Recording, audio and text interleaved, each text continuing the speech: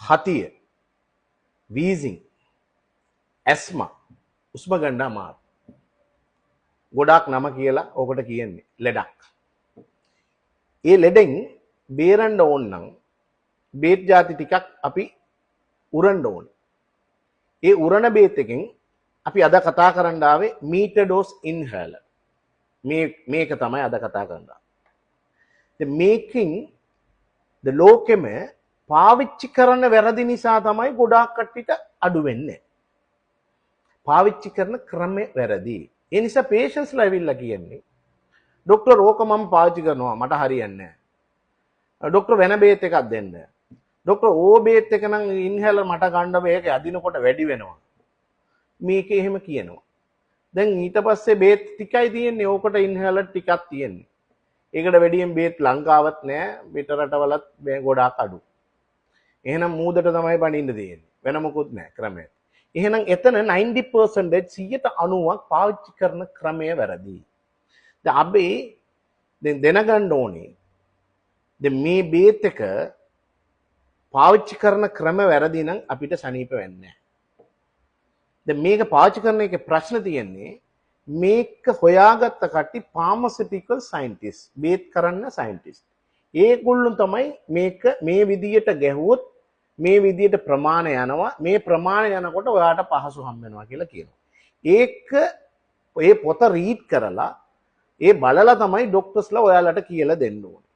ඒක හරියට ડોක්ටර්ස්ලා ට්‍රීට් කරුවේ නැත්නම් බැලුවේ නැත්නම් ඔයාලට කියලා දෙන්න එක පැහැදිලි නැත්නම් ඔයාලට අමාරු වෙනවා. දැන් එතන ප්‍රශ්න තේරෙනවනේ. ඒ නිසා ඒක ඔයාලා රීඩ් කරන්න පුළුවන්ද කියලා බලන්න. මේකක් තියෙනවා. මෙච්චර ඉන්ස්ට්‍රක්ෂන් දාලා තියෙනවා. මේක රීඩ් කරලා තේරුම් අරගෙන තමයි හතිය බේත් එක පාවිච්චි කරන්න යනකොට මැරලත් ඉවරයි සමහර කට්ටිය. ඒ තරම අමාරු. එහෙනම් අපි කියලා දෙන එක ડોක්ටර්ස්ලා හරියට කියලා දුන්නොත් ඒක හරියට ඔයාලා පාවිච්චි කරොත් හරියට වැඩ කරනවා. මමත් ඒකේ හතිය පේෂන්ට් කෙනෙක්. මමත් හරියට පාවිච්චි කරන නිසා ඒ බෙනිෆිට් එක මම අරන් තියෙනවා. ඒ නිසා මම කියලා දෙන්න. ඒක කොහොමද පාවිච්චි කරන්න කියලා. දැන් ඒකට කලින් දැනගන්න ඕනේ අපි පාවිච්චි කරන විදියයි අපිට පහසු කොහොමද හම්බෙන්නේ කියලා. දැන් ඒ පහසු. දැන් ආස්මා කියන්නේ හතිය කියන්නේ උස්ම ගන්න අමාරු. උස්ම ගන්න අමාරු කියන්නේ අපිට යන උස්ම ඔක්සිජන් එක දැන් එක තප්පරයකට අපිට අඩුවෙන් යනවා. ඒ අඩුවෙන් යන්නේ. සාමාන්‍ය මෙච්චර කාලේ හොඳට ගිය එක දැන් ඇස්මා කියන්නේ අපිට පැනහරට දෙන බට තියෙනවා ගොඩක්. ඒ බට ඇතුලේ පොඩි වෙනවා. ඇතුලේ පොඩි වෙනවා. මෙහෙම පොඩි. මේක තියෙන එක හිල පොඩි වෙනවා. පොඩි වෙනකොට උස්ම යන උස්ම අඩුවෙන් යනවා. දැන් ඒක තමයි concept එක. එහෙනම් ඒක පොඩි වෙන නිසා අපිට උස්ම අඩුවෙන් යනවා. උස්ම අඩු වෙන නිසා අපිට හති යනවා, වීසිං යනවා, උස්ම ගන්න අමාරුම හති ඒක නිසා hospital admission ඔක්කොම වෙනවා. ඉතින් ඒක නම් concept එක මොකද?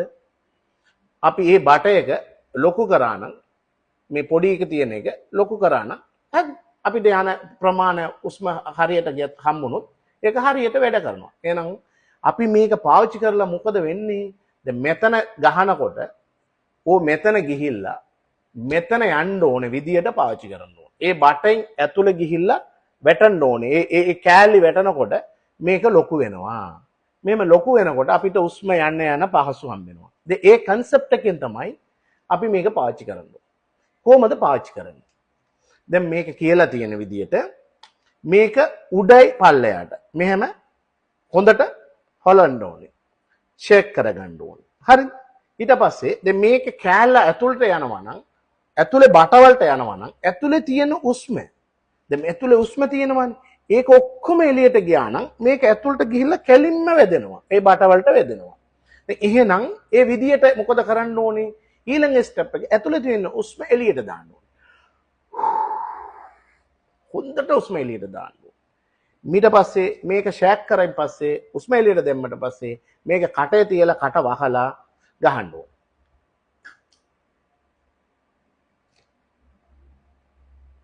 තප්පර 10ක් කට වහලා තියාගන්න ඕනේ.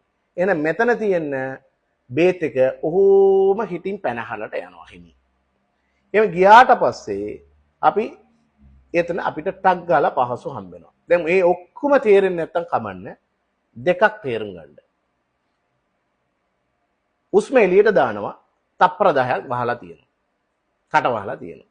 එච්චර දැනගත්තොත් ඇති. Thank you.